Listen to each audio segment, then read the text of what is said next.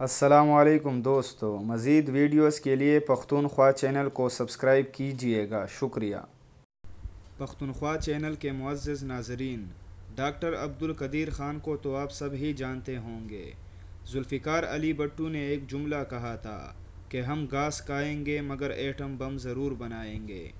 ان کے اس ہی خواب کو پایہ تکمیل تک ڈاکٹر عبدالقدیر خان نے پہنچایا تھا۔ بالکل صحیح سنا آپ لوگوں نے، پاکستان کو ایٹمی پاور ڈاکٹر قدیر نے ہی بنایا تھا۔ آج اسی ڈاکٹر عبدالقدیر کو سیاستدانوں اور جرنیلوں سمیت ہم سب بھول گئے ہیں کہ محسن پاکستان آج کل کس حالت میں ہیں۔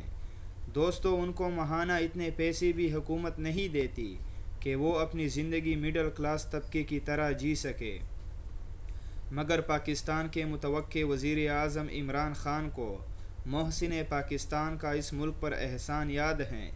عمران خان کے ذرائع کی جانب سے بتایا گیا ہے کہ عمران خان نے صدر پاکستان کے لیے ڈاکٹر عبدالقدیر خان کا نام پارٹی رہنماؤں کے سامنے رکھا ہے۔